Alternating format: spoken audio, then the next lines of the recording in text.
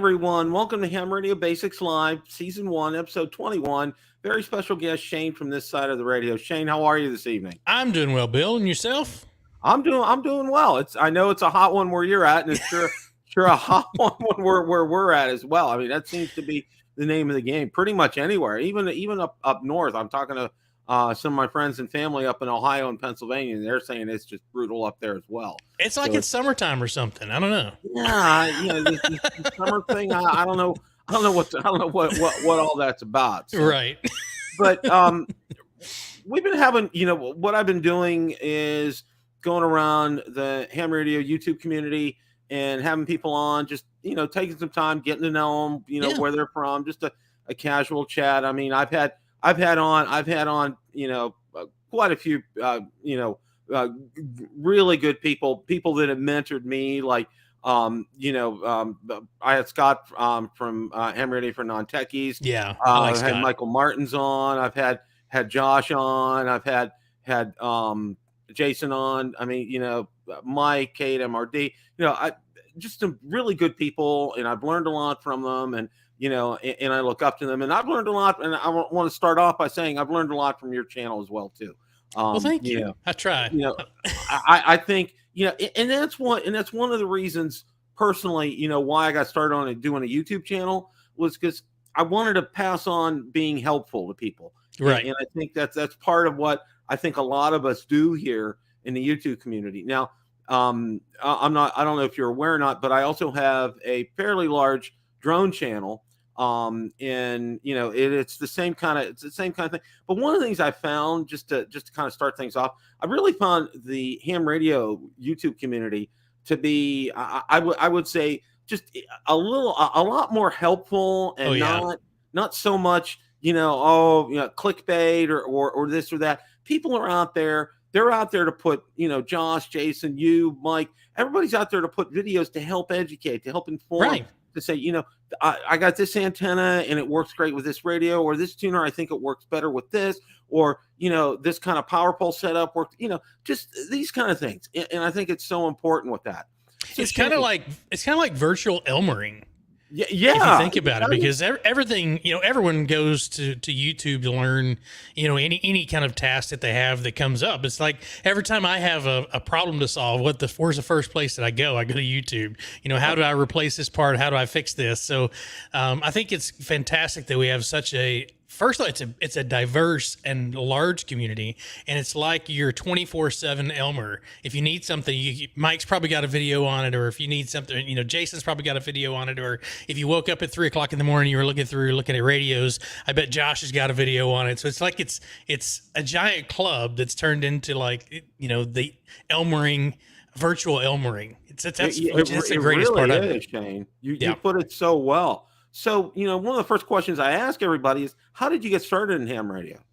Well, I got started way back in, I say that's way back. For me, it's way back. 2016, I went to my first field day, and this was down in Austin, Texas, and I went from station to station watching people operate, and I was like, that's the coolest thing.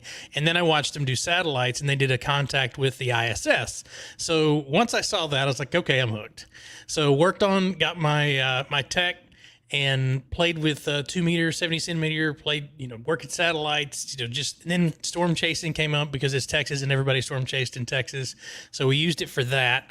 And then I kind of put it on the shelf for quite some time until about 2020.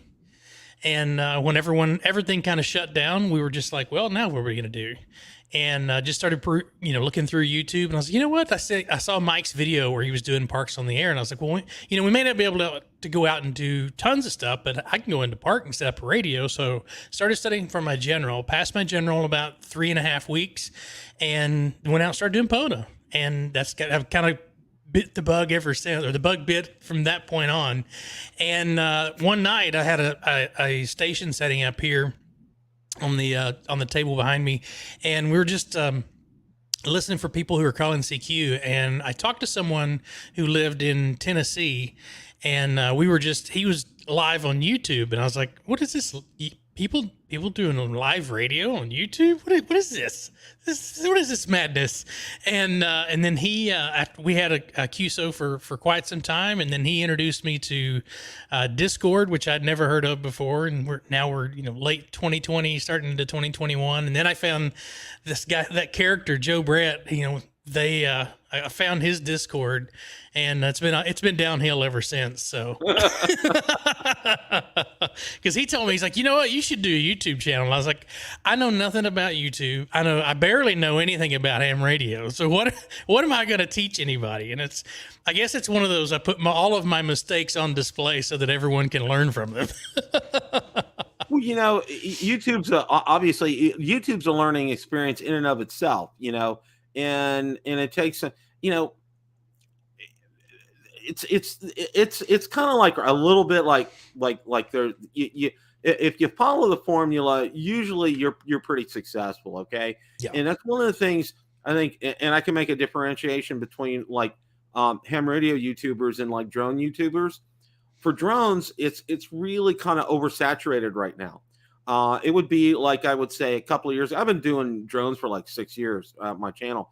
And a couple of years ago, I would get 30,000 views, like drop of a hat. Mm-hmm. But now, because we have so many people have gotten in and have started YouTube channels, I'll be lucky to get 3,000 views on the same kind of video right now. But here with ham radio, it's like, I look at it, it's the sky's wide open here.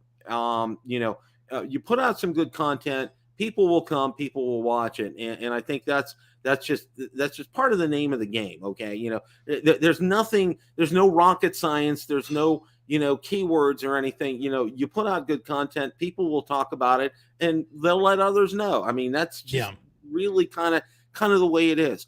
So what do you have set up in your shack? What kind of radios do you have? So I live in an apartment. So my shack lives in a closet, and it's in two different boxes. So I have two Pelican cases.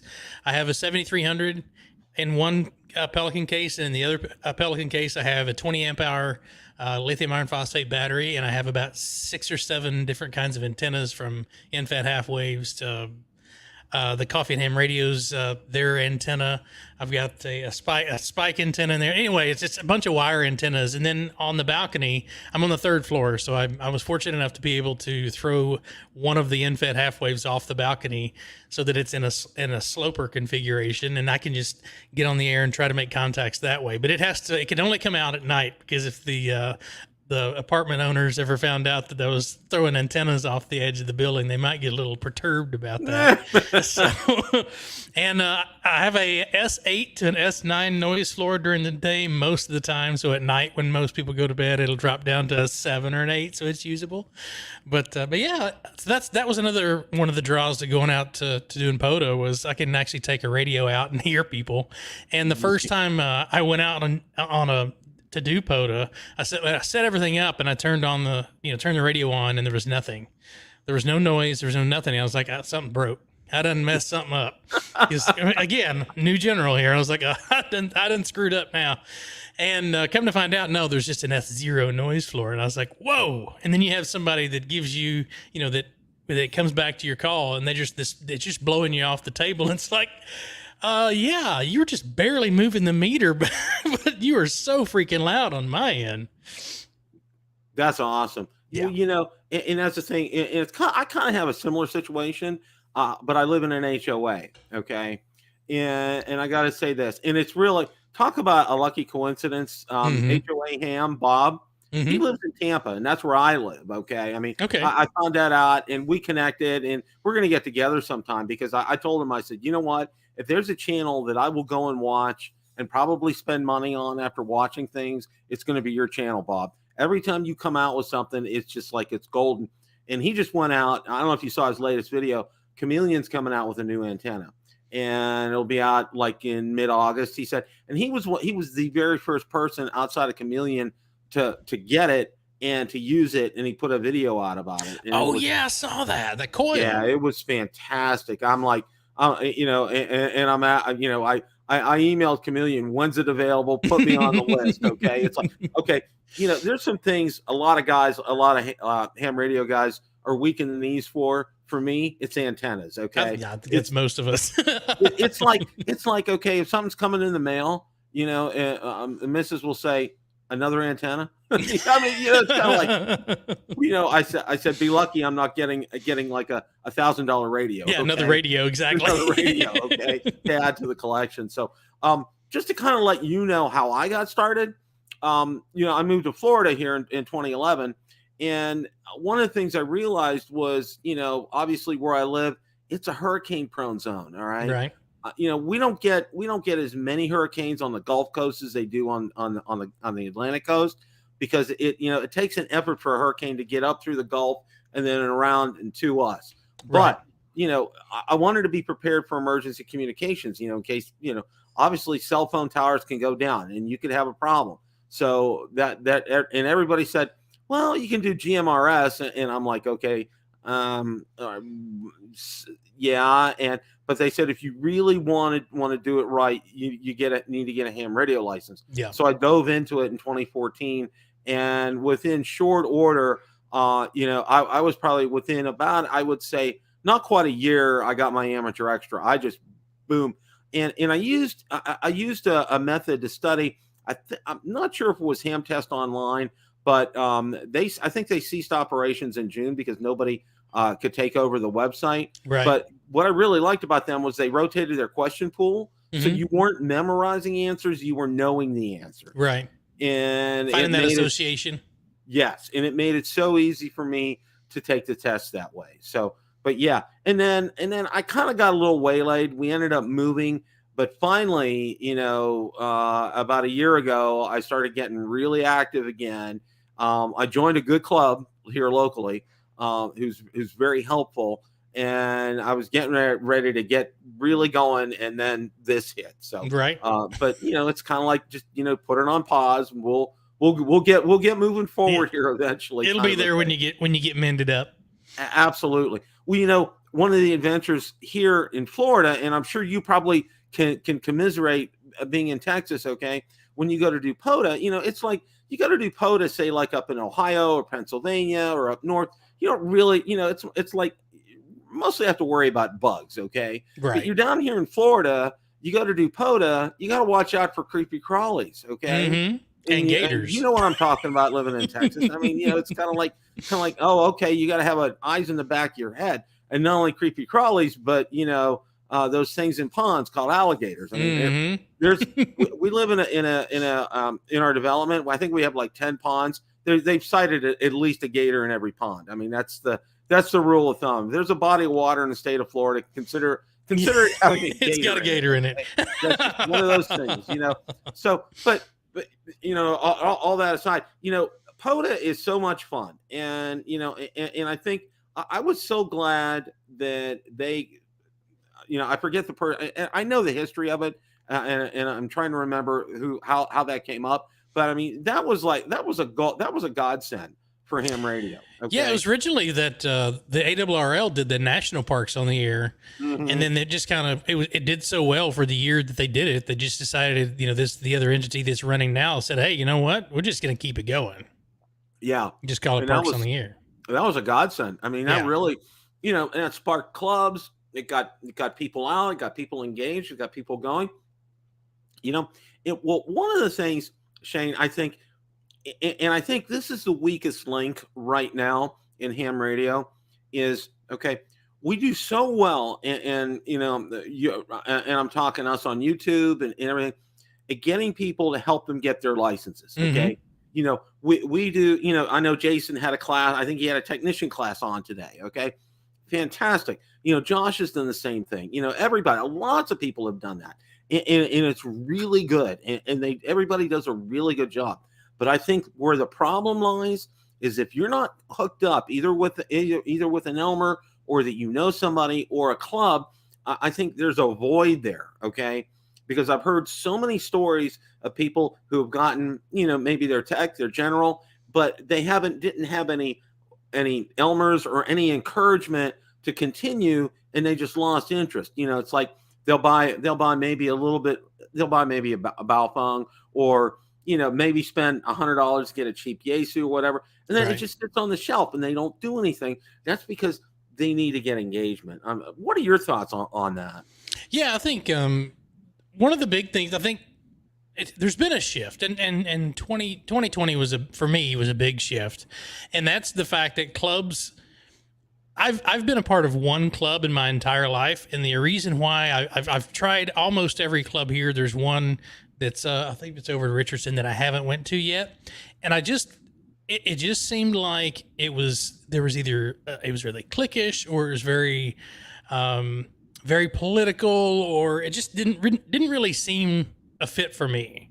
And that was kind of one of the reasons why I enjoyed going to the Discord channel over on Joe Brett's Discord, the K5YVY Discord.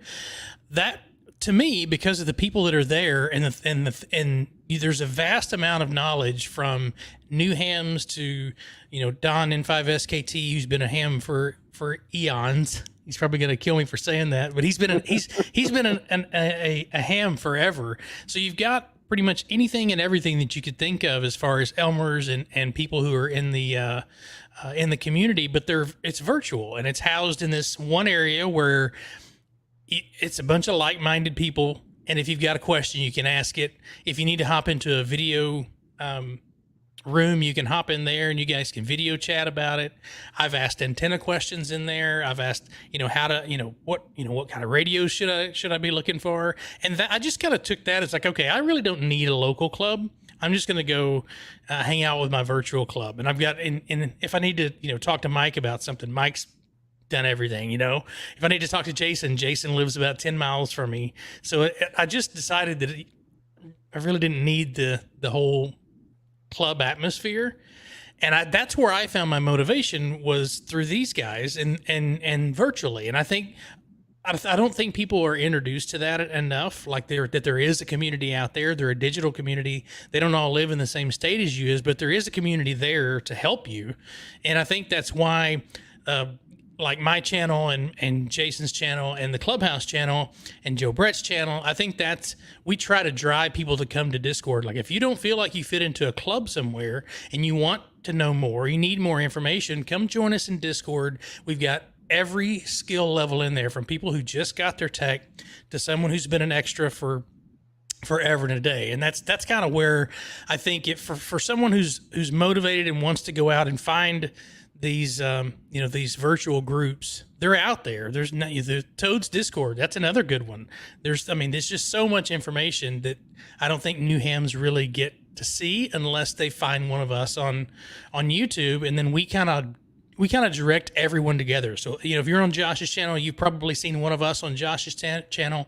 It's not a competition between any of us. We just want to grow the hobby and support the people who are trying to get into the hobby that are new, or just, maybe a club's not for you and you just want to come hang out in our virtual rooms. Well, you brought up Discord, and I think that's a really good point, Shane, because, for me, I need to get cranked up on Discord more. I know there's so much great conversation goes on out there. And what I like about it, I'll compare it to, say, Facebook groups. Okay. Mm-hmm. There's a couple out there that I think are really good, and that really police the action real well. But a lot of them that I find out there are policed extremely. There's one out there, if you ask a question that was asked before, you need to do a search, and all this stuff. And I'm like, you know what? Those words will kill somebody who is just a new ham. Sure. Versus, and I think you put out a good message, and I think we need to kind of hone in on that, is to get hooked up with, maybe outside the four walls of a club, to get hooked up with some local ham radio guys. Just get together, go out for coffee, go do POTA together, go over to each other's shack, help each other out, that kind of thing. And then realize too, I think, bringing up Discord, I think that's something that we need to kind of like maybe advertise a little bit more, because you know what? I have seen so much great interaction on Discord. It's fantastic. People are there to help one another. Right. And, and there's none of this, well, we asked that question 5 days ago, go search, there's none of that. there's no stupid question that's asked on there. And that's what I like. That's really a lot what I like about Discord. Right. I mean, it's really good. And it's moderated really well, Right. and I have to say that's just fantastic. Well, I'm hopeful. I was thinking, I was like, oh, everybody goes after you weren't going to go to Dayton and go, oh, you'll probably go down to Huntsville. And I'm like, well, you know what? I got PT coming up this week, and I still, it's like the struggle is real. Okay? It is, yes. And I'm still sleeping in a recliner after 2 months. I mean, oh goodness, I wouldn't be able to walk. Yeah, it's I'm getting real tired of it, and I bet. and I want to get moving forward here. But we talked about it a little bit earlier. Okay, one of the things for me that really kind of honed in on it, living in an HOA. Bob put out a great video on this new system the Chameleon has, and it's like a 2-foot trench. Pour concrete in it, and it's interlocking like aluminum poles. And it's a I don't know if you've seen his video. Yeah, the flag. I think it was the flagpole. The flagpole. We're allowed to have flagpoles here. Okay, Mm-hmm. I just have to apply to the HOA to do that, and and you can get a flag up there. But unbeknownst to them, I'm running an antenna off there. And that's the beautiful part about that. Yeah. Now, one of the problems that I have is almost all the homes here in Florida are stucco. Okay. Mm-hmm. And a lot of times they use chicken wire in the stucco. So, right.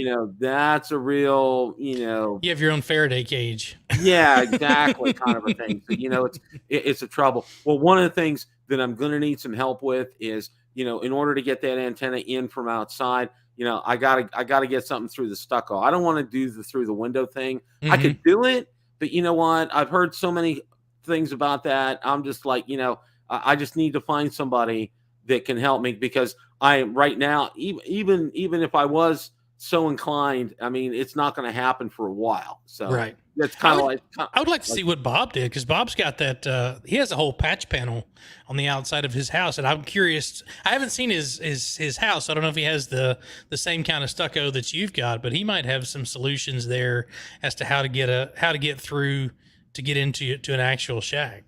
Yeah, and that's one of the things we're going to get together sometime, because he's about 45 minutes away, and I think that would be really beneficial, and maybe I can bend his ear a little bit and see if I can get him to come over and give me some ideas and suggestions on that. Because I know, for example, back in our bedroom, DirecTV, he plowed right through there. Okay, just drilled a hole through it and got right through the stucco. So I'm figuring, somebody who I know, that has that kind of tools and equipment can do that, because I'm, that's beyond my pay grade. Right. That's above my level. Yeah, it sure is. Well, one of the things that I really like about your channel is, okay, well, before I get to that is, you have something else as a hobby, don't you? Yes, I have several. And they all seem to be expensive. Yeah, it's probably that really expensive hobby. Yes, I am a pilot. I've been a pilot for about 23 years now. Wow. And just started learning to fly hot air balloons. So they're not as expensive as airplanes. So I think I'm finding that part of the hobby that's semi-affordable. Well, I came that close to getting my private pilot's license, and my ex ended up getting pregnant, and that put the kibosh to everything with our first. So I went through private pilot training school and just breezed through it like nobody's business. I was ready to rock and roll, and then boom, the clamps came down.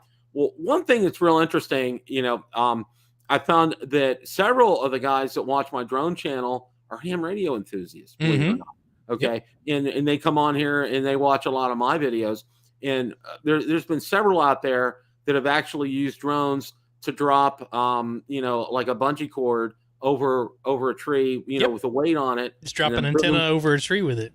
Get your antenna, exactly like that. Well, I actually saw one, and it was a DJI mini drone, and somebody tied a wire to the bottom of it, put it up maybe about 150 feet in the air, and while he was up there, used it as an antenna. I mean, it just was. Yeah, there you go.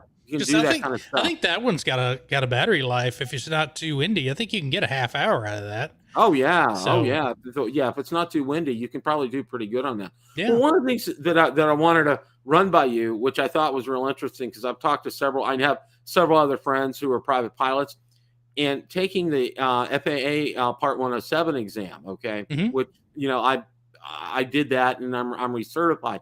But what was real interesting was several people told me who are private pilots and Part 107. They said, Bill, I said, you took a lot of the questions that we get on the private pilots exam that are on the Part 107. It's just like Exactly. it's incredible. I mean, Hmm. it's just I'm telling people, I'm like, you're about 3/4 of the way towards Yeah. passing a private pilot's written exam with the Exactly. Part 107.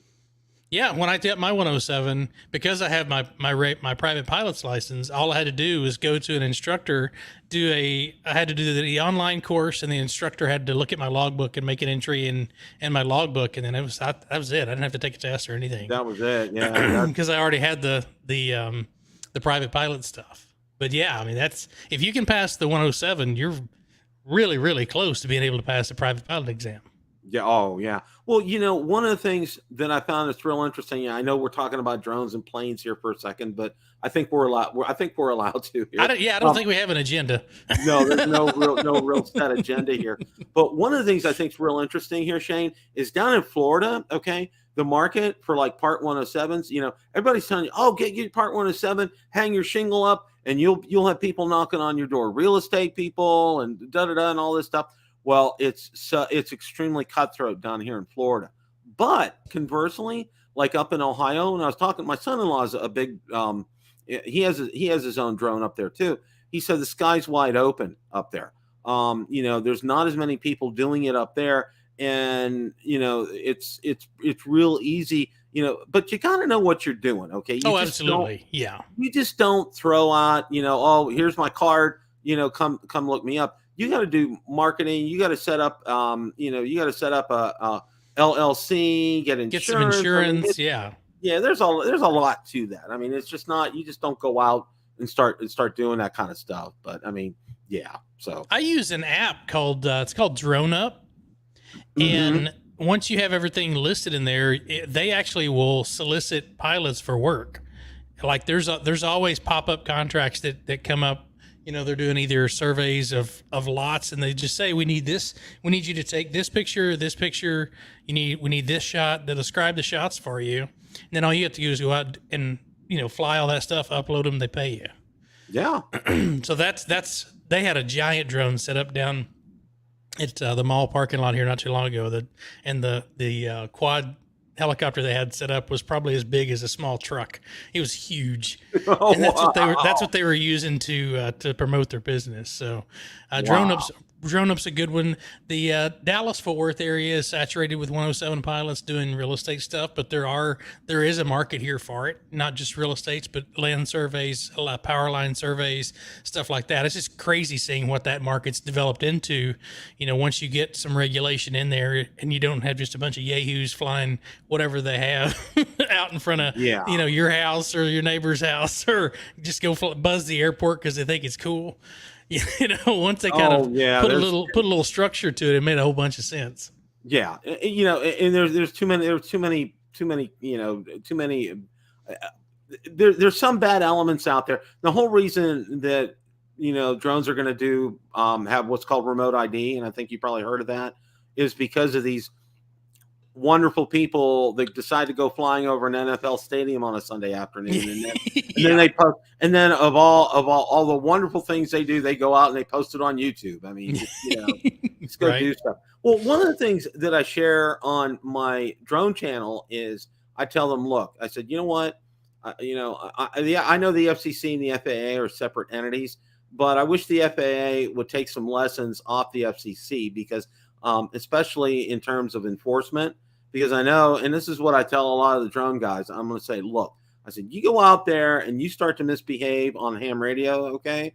They will come after you so fast it'll make your head spin, the FCC, all right? Versus the FAA, kind of a thing. And they've caught a number of people, and they don't really, they just don't even slap them on the wrist. The FCC, they go after them, and they have some teeth with that. So I'm kind of hoping that the FAA would start waking up and doing some of these things that the FCC is doing. Well, I used to be a moderator of a fairly large aviation group on Facebook, and we had a couple of the FSDO operator or agents or whatever folks that are down there that are watching everything, and they said that they were nabbing people off of Facebook who are uploading these drone videos, and then they find out they're monetized or whatever, and that's the FAA is like sending them a letter saying, hey, we need to chit chat with you because we saw this video that you posted on YouTube.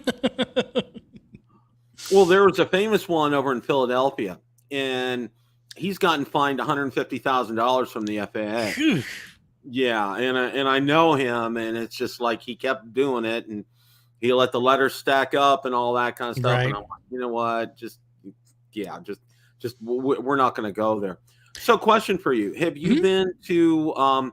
Do you go to any like Hamcation, Hamvention, Huntsville? Have you gone to any of these? Yeah. So my first like big show was Huntsville a couple of years ago, and I went with I got a cabin up in Montesano, and that's where I met most of the people that are here on YouTube. That's where I like the all the guys in the clubhouse. I'd never met them in person. We just met virtually and started this thing, started this show, and nobody's ever shaken a hand or anything like that. So it's nice to be able to, sit there and chat with somebody that you've been friends with for a couple of years, and now you finally get a chance to meet each other. So Huntsville was a lot of fun. I'm planning on going back to Huntsville this year. And then I went to Hamvention this year for the first time. I've never been to Hamcation in Orlando, but I went to Hamvention this year. And that is a beast. There is a lot to see up there and a lot to do.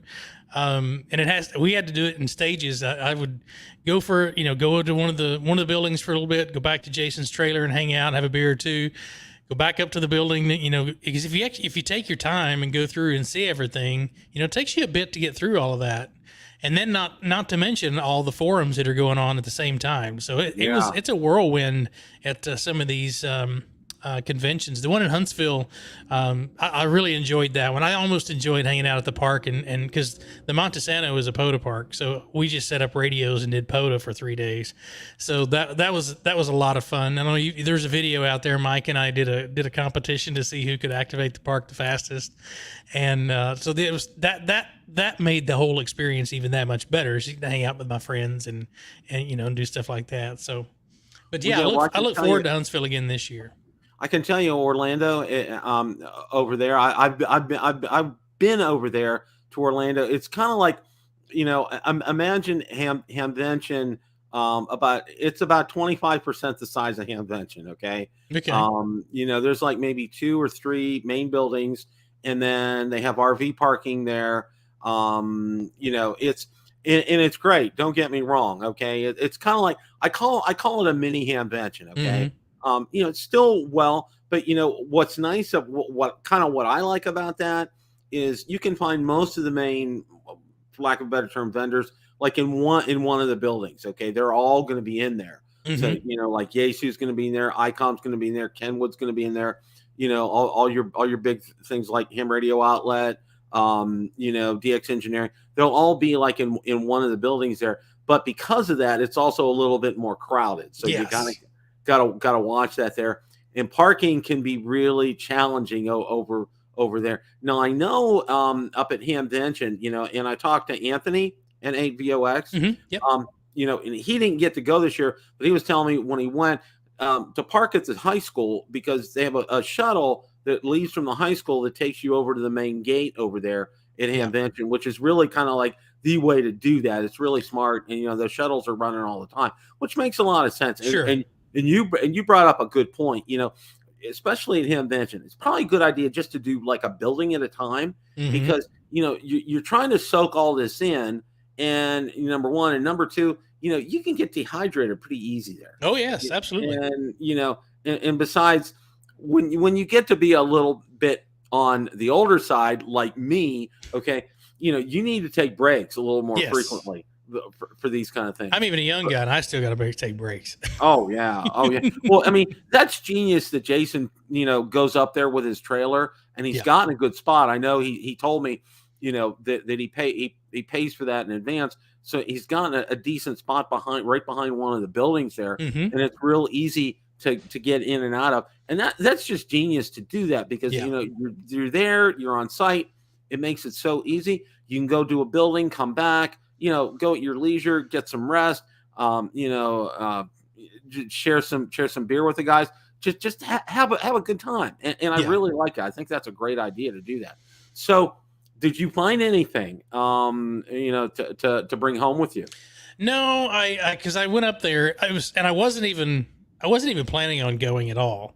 And then I got a message that Hayden was going to be there from Australia, and I was like, well, if he's going to go all the way, to Australia, I can at least go up, I can go to Ohio. So I packed really lightly, and I was like, you know what? If there's something that I can't live without, I'll get it. But for the most part, there was a couple things that I almost came home with, but for the most part, no, I didn't. I'm looking for a ICOM 706 Mark II-G at Huntsville. So if anybody's watching and you've got one of those, let me know. But that's a cool little radio that I'd like to get, and that you can usually get them at the fest, pretty budget friendly, I think. Well, yeah, there's two things that I'm looking for: an Elecraft tuner. Okay. Mm-hmm. Well, who planted that bug in my head is Steve T.O. Mm-hmm.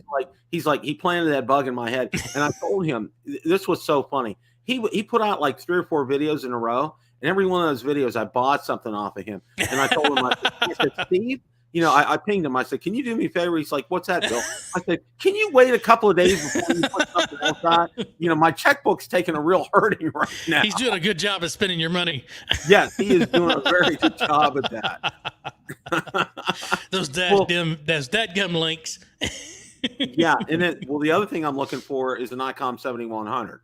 Okay, yeah. I could have kicked myself because it was about 8 months ago. Mm-hmm. I talked to an older gentleman. He was in his 70s on Facebook, got it brand new, and said, you know what? Said he's fine with his shack the way it is, and he offered it to me at a discount, and I hemmed and hawed, and I said, you know what? I got to pass right now. It's just, it just was one of the things, and I could really kind of kick myself for that, because I know because they're really hard to find right now. I mean, you go out on eBay, you go out on Facebook Marketplace, and some of the ham radio places, classified places, it's hard to find one of those right now. Yeah, absolutely. And sometimes they pop up on the QRZ forum. I think now the thing that you can't view the for sale stuff unless you're a paid member. I don't know if that's true or not. I thought I'd heard that, but they do a pretty good job of vetting. But yeah, if the local ham fest, I think would probably be the easiest route to find one of those, unless somebody watching's got one. If you've got one, hook Bill up. Yeah, definitely. Well, we have one here coming up in Tampa on August 19th, and if it's not too ungodly hot, I might go to that. Yeah. But see, it's the drill. One of the things my wife told me is, when you live in Florida in the summertime, between 10 a.m. in the morning and 4 p.m. in the afternoon, you stay in your air-conditioned house or your air-conditioned work, and then when you're done, you go to your air-conditioned car and go back to your air-conditioned home. You just don't even bother to venture outside, okay? Yeah. It's just, outside is a no man's zone. And it's just, it just gets to the point, it's just ridiculous. I mean, yeah. It gets so hot, and I'm sure you're probably aware of this too. I end up taking 2 showers a day just because it's so even in an air-conditioned house. It's yeah. Well, y'all have that humidity too. Yeah. We got the wonderful Florida humidity down here. And then Joe Brett corrected me down there. He says you can view, you just can't post unless you're subscribed. So there you go. Thank you, Joe Brett. So you can get teased with all the posts, but you can't take advantage of them unless you're subscribed. And you know what? I need to have Joe Brett on sometime. I really like his channel. It'll be short things. He didn't talk much. He does a good job on his channel. I really like him. Well, my first time actually on a ham radio YouTube channel was Steve from TO from Coffee Ham Radio, invited me on the show, and it was wonderful. I just had a wonderful time with him and the ape, and the other guys. Just it was just so much fun. It was relaxed. I think it was a Sunday morning because I think Thursdays didn't work for me, so I got on a Sunday morning with those guys. It was just a blast. Those guys are great. Well, I don't know if you know this. I think Steve sold his house, and evidently he's going to kind of be on the road now. He's RV lifing it now that they took the empty nest and sold everything and said they're gonna RV it from now on. So that's a brave move. Yeah, it is. It is. More power to him. Absolutely. Well, Steve's the kind of guy, he'll make stuff work. Okay. He's that kind of guy, and I told him this and he laughed. I said, during the 60s, 1960s, my parents got me these 161 electronic kits from Radio Shack. Okay. And where you could build your own radio and all this kind of stuff. And I said, Steve was probably, I said, you probably invented that before anybody else did. He was laughing, but no, he is so good with that and the fine details of stuff. And see, that's one of the wonderful things here about this, hobby of ours, and especially about the YouTube community. A lot of guys will specialize in a certain aspect or a certain radio, like Michael Martin's on the 891. If you want to find stuff about the 891, go to Michael Martin's. He has so many great videos on that. The guy that used to be called Ham Cured Smoke, and I forget what it's called now, but I think he has like over 100 videos on the 7300. Okay. Yep. And on the 705, he has. Yeah, I watched all of those to get to learn because I don't like reading the manual. Like any other guy. Yeah, I'm the same way. So it's like YouTube. If I got, how do I do this? Yeah, everybody goes. He's got to be read the manual. And I said, "What's a manual?" I guess it was in the box when I threw it away. Yeah, it's in the box. I mean, yeah. Did I ever put on that? No. That's 300 pages. I'm sure. Yeah. Exactly. The important part. Yeah, the important part. I filled the warranty card out, and I ended up getting a rebate on my 7300, and I did get the card. So I heard a lot of people didn't get the rebate card from ICOM, and they had to ping them about that, and they were having some problem with that. Oh, I got mine. It took like 8 months, but I eventually got mine. I got the rebate card on mine. Of course, that was 2020, whenever I did that. 2019, I think. I actually got it in about 2.5 months, which I think was pretty fast for them. Yeah, mine took forever. I was pleased. Trust me, I'm not going to complain. I'll tell you that right now. Yeah. As far as that's concerned. Oh, this was so funny. All right, when on Mother's Day, I was helping to carry. We were doing a barbecue over at my mother-in-law's house, and I was carrying 3 gallons of sweet tea in. And I turned around and looked at my wife because she was carrying some trays of food, hit the lip of the driveway. Oh no. It was like a Roadrunner cartoon with the way my feet were moving and stuff. It was so funny. And then boom, a face plant. Okay. Well, I realized something, I looked at the pictures because my wife took a picture of me in the emergency room. Of course. Here I am. I'm wearing my Ham Radio 2.0 shirt. Okay. So I told Jason, I said, you're getting some free advertising here, dude. the ER appreciates you. Well, one of the wonderful things, and one of the things that I think, a lot of people, they're bemoan ARRL and, like kind of like hem and haw and everything. But I'm going to say, look, all right, we need something out there an organization out there to stand up for us. Okay. Sure. And that's something that they do well. They do stand up for us, and I don't get it. Politics with that, it's like, what? I want to play radio. Okay. Yeah, exactly. Whatever flavor of radio I want to play radio. Okay. I don't get into the politics or the nitty gritty of things, but I appreciate all that they do. I'll gladly pay my dues each year for them because I think they provide a real worthwhile service. One of the things that I found out, and I didn't know this, because with my drones, I have a personal articles policy through State Farm. Right. So I called up my State Farm agent and I said, you know what? I want to, I was inquiring about my ham radios, and I listed them all out and said, we'll get back to you. And then somebody else was telling me, well, ARRL has insurance. I'm like, really? Mm-hmm. And I said, yeah, they do. And I'm like, it was like dirt cheap. I was like, what? My gosh, I'm paying $75 for all my stuff for a year. I was like beside myself with glee. I mean, I'm like, wow, that was and that's a great thing. And see, a lot of people know about that kind of stuff. Right. You know, Yeah. and that's why I put out a video in one of my videos. I talk about ARRL office insurance, and you need to take advantage of it. That's just something that's a given. You just don't. I mean, these days, I never do without insurance on things. Okay, Right. it's just a smart thing. With the drones, of course, I get insurance when I buy a drone, but I Sure. also get personal article policy to protect against theft and all that kind of good stuff. Do you use But the yeah, pop-up insurance every time you if you're going to fly somewhere, in the that app, you can get a policy for that flight? yeah, you can get a You do policy that? for that flight, especially if you're flying commercial. Yeah, that's Yeah. something that you would absolutely do, which is Yeah. really nice. And and you just pay for it while you're done, and when Yep. you're done, that's it. And Yeah. that ends up working out real well. I mean, I just got no problems with that. You So should do a Shane, I video. gotta You ask. should do a video series on the hidden benefits in the ARRL membership. There you go. That's Hey. a good. Hey, you know what? You just idea. Write it down. Take it notes. Write it down. Write it down. Hidden benefits of ARRL. That's a good one. Yeah, that is actually a great idea, because there are a lot of them out there. I mean, and I tell you, there's other things out there. If you're looking for a club, there's a club locator. They can help out with that. They're a wonderful resource. They have incredible resources as far as books are concerned. They have some great books out there that you can get. And they also have swag. If you're into ARRL swag, you can buy swag out there as well too. I mean, they do provide a lot, and I think it's worthwhile. Yeah, absolutely.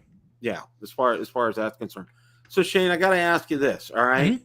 If you were to get, what's your dream rig? What would something that, if money were no object, what would you want to get? I think I would go with the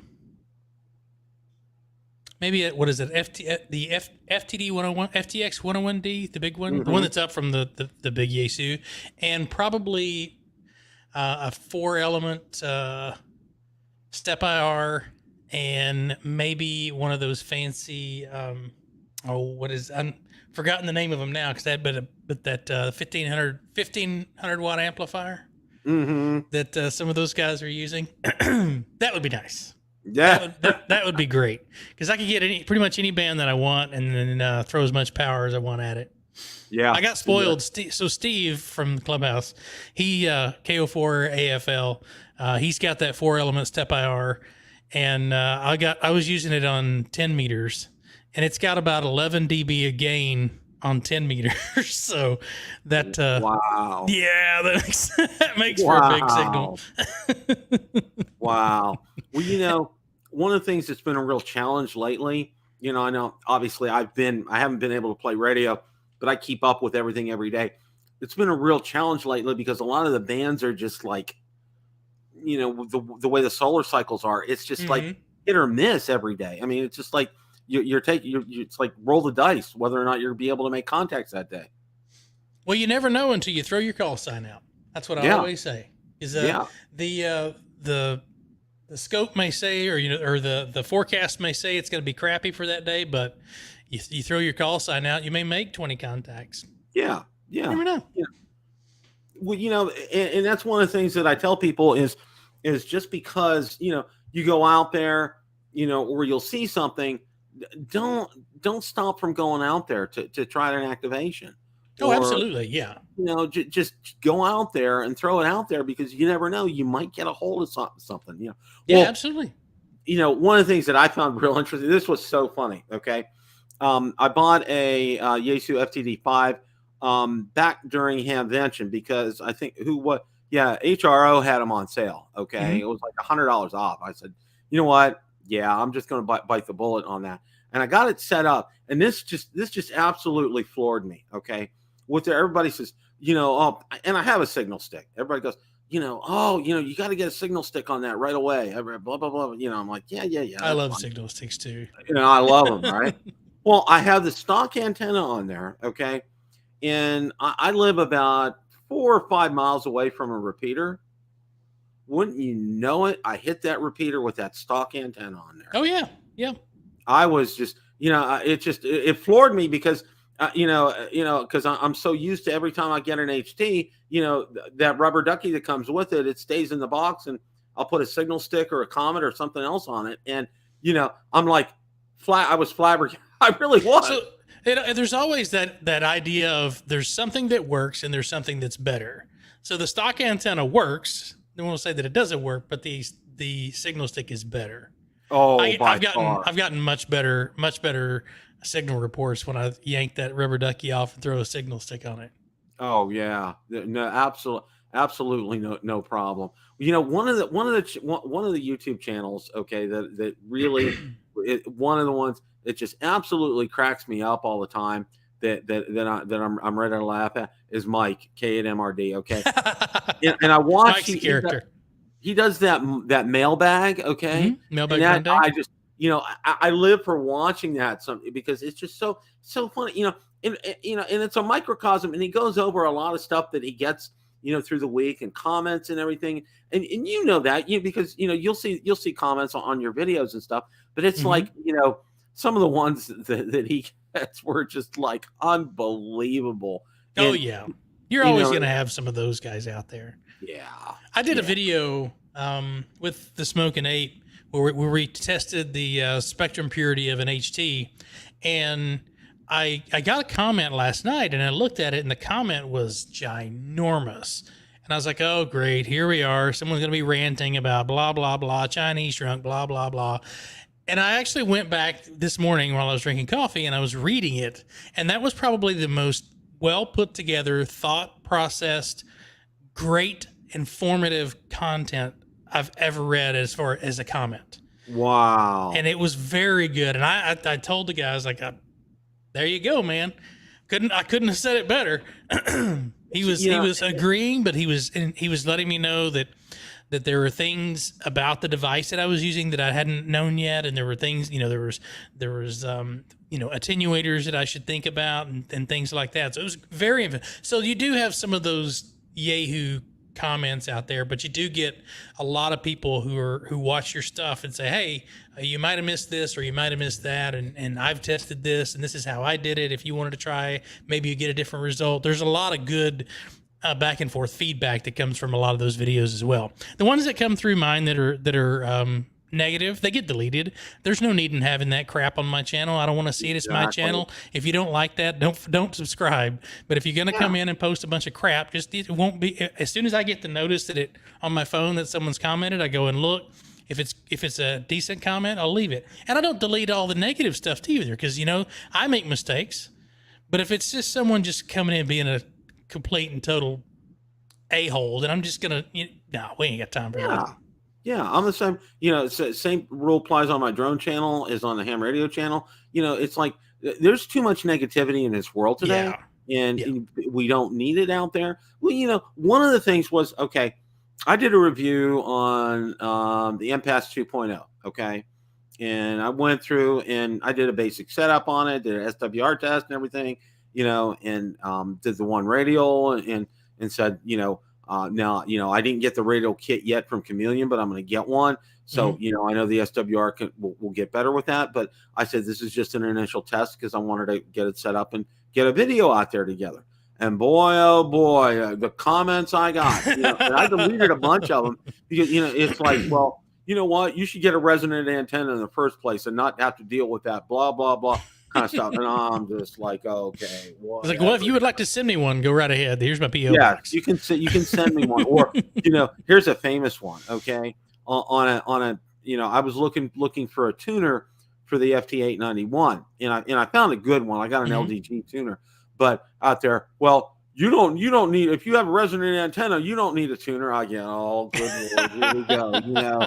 Oh, come on. But I like pushing buttons. I like a tuner. Come on now. Yeah, it's like, good grief, people. It's like, well, I go, all right. So I assume all of you have degrees. You're electrical You're engineers electrical engineers, yeah. and have PhDs. So thank you for all the input. We really appreciate Yeah. it. It's like, well, why don't you? What my thing is, and I did that back on my drone channel several times. People offering me advice, and I'll go out there and look at their YouTube channel, and they'll have 2 or 3 videos on their drone experience or whatever. And they're like nothing, and I'm like, okay, well, you know what? If you can put out a better product, you go ahead. Yeah, go make a video. Prove me wrong. Make a video. Absolutely, because you know what? I'm here to share my knowledge and to have some fun. Both my channels, but especially with the ham radios, because my whole thing is, and like I told you earlier, Shane, I want to keep it simple. I want to keep it basic. I want to keep it friendly. For example, I'm going to do an unboxing. I've got it in the works. God, it's just like the 7300. But what I want to do is I'm just going to go in the back, because I know everybody's done 100 videos on it. But one of the things I want to do is, especially for like the newbies, okay, I want to go out there. This is where the antenna goes. Okay, these are where your power pole connectors go. Okay, just this is how to plug in the mic. Just some basic stuff, because I know for me, when I first started out, I looked for those kind of videos. Okay, and it was really helpful when I found ones like that. Okay, but I want to go out there and just put some basic stuff out there for people, because I know there's so many great videos out there about the 7300. I'm not trying to reinvent the wheel, but I'm trying to put something out there to say,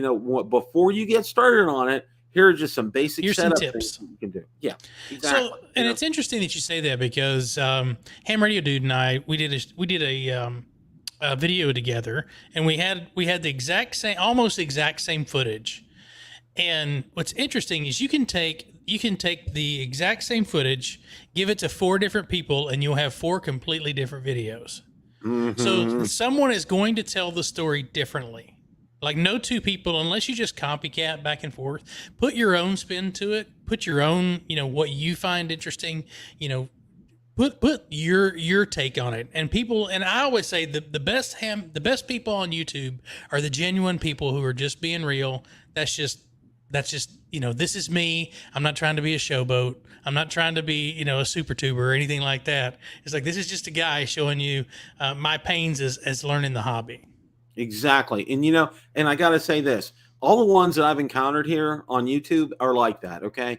They're not out to pat themselves on the back. Last I checked, pretty much everybody has a day job. Okay. So, you're not, and let me tell you this, and one of the things everybody goes, oh, you're monetized. My other channel, I'm not there with hours yet on ham radio. I am with the drone channel. Because, oh yeah, you're really breaking in the bucks. And I said, let me tell you what, okay, you know how much, and it could vary between $200 to $300 a month on a good month. Okay. Yeah. And what's that going to do? All right. I'll be able to reinvest it in the channel and help out with some things. But everybody thinks, oh yeah, you're getting thousands of dollars each month. And I'm like, no, you have no idea how YouTube works. No, I just got monetized. I haven't been not monetized for 2 years, and it happened a couple of weeks ago. You know how much money I've made on YouTube? $1. Well, no, I'm sorry. It's $8, or I think it was $8 is what I looked at the other day. $8, and I've been doing this for 2 years now and using my own money, and it's like, okay, I finally get a chance to make a little off of it. I've made $8 in about a week and a half. Well, and that's, yeah. See, I'm so glad you shared that, Shane, because so many people go out there, and I have a real good friend. He has a really large drone channel. He lives down in Austin, and and he shares with me, because he has like 175, 200,000 subscribers on his channel. People are thinking that he's just raking in the bucks. And you know what he told me? He said it online. I had him on when on my live show on my drone channel. And he says, you know what, Bill? He says, you know what I tell people? I still drive a 10-year-old Subaru. Okay. Yep. That's it right there. Okay. Unless you got millions of subscribers, and most people don't make, they make the majority of their money on affiliate links and, sponsored videos and stuff like that. You don't get a lot of money off of the ads unless you've got like millions of viewers and you get millions of views on your channels, because they have this matrix called called I think it's cost per thousand or something like that. But it's like it takes like 30,000-40,000 views for you to make any good money on any type of video. And those are on a channel as small as mine. I'm still under 3,000 subscribers. You know, it takes. I've had one video that's shot up and made it over the 20,000 view mark, and it's like, you know, they're just so few and far between. It's like, I don't do this for the money. I do it because it's fun. Yeah, and I like to make fun of myself every now and then. Well, you know, Shane, and that's why I love your channel and I love your videos, because you're honest, you're straightforward, you just put it out there, and you know, and that's what we need more of in YouTube. I mean, but, you know, YouTube in general, but especially the ham radio community, channels like yours, because you're just upfront, straight, no nonsense. You know, you say what you need to say. And that's why, that's one of the reasons why I've really loved your channel and watching your videos out there. So you do such a good job at that. I mean, it's really no fluff. Just here it is. This is what no we like. Fluff. Here it is. This is my hobby. That's exactly right. You have any closing thoughts for tonight, Chet? No, that's about it. I've really enjoyed the clubhouse that we do on Tuesday nights at 7:00 Central Time. I almost love doing that more than I love making videos. I still like making videos, but I like hanging out with my friends and having club meetings. We had Michael Martins on last night, and he was such a blast to hang out with. But that's kind of that's become my my Tuesday night escape from ham radio, because we don't always talk about ham radio stuff. But no, it's my thing is just everybody go out and have fun. Stop being don't take yourself too seriously, and let's just all have fun. If you have any questions, you've got you can click on any of my videos, and there's a link down at the bottom of them for Discord, and join our Discord. Come say hi. If you got questions in there, we're everybody's friendly. Nobody bites. And there we can. I'm learning All-Star now. That's my newest venture. It only took me a few months to find a Raspberry Pi, but I'm going to build an All-Star node. So I'll probably make a couple videos on that coming out. And I've got a antenna that I still need to do a review on. But other than that, I'm just waiting for the heat to go away so I can go do stuff outside. My gosh, yeah, it's just crazy. It's just crazy insane right now with that heat, and especially, you know, I know what you're saying. Well, you know, and one of the things that I'll close with too, and it's one of my favorite quotes, and it was from T.O., and you know, and he said, you know, ham radio is a hobby of 1,000 hobbies, and he's so right. Oh yeah, because you know, there's so much wonderful, you know, there's content from now until the end of time that you can talk about on ham radio. I mean, it doesn't end. And that's the wonderful part about it. You know, there's just so many different facets and so many different roads you can take and so many different paths. And you know what, whatever you want to do, enjoy doing it and have fun. I mean, that's my word. That's my word today. Whatever you want to do in ham radio, do it, have fun, and be helpful. Okay. That's one of the things I want to try to stress out to everybody. Just have a lot of fun. And I know Shane does. I know I do. You know, I know Mike. I know Jason. I know and Frank. Oh my gosh, Tank.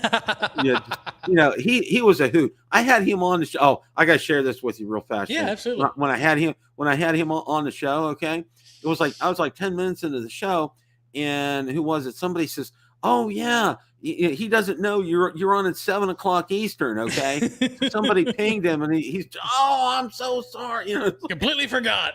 He completely forgot. I love Frank. Oh my gosh, he was just an absolute dude. Frank's a great guy. And see, that's one of the things I think. You know, Hamvention is great, but I was looking forward to meeting everybody, and that's a thing that I had to put on hold. So you know, and I won't be able to make Huntsville, but I will be there in Orlando by hook or crook next year, and I will definitely be in Dayton next year. And also for Dayton for me too. My kids live in Columbus, Ohio, which is about an hour away. So okay. I mean, that's kind of killing two birds with one stone. Plus, get to see two granddaughters as well too. So that absolutely.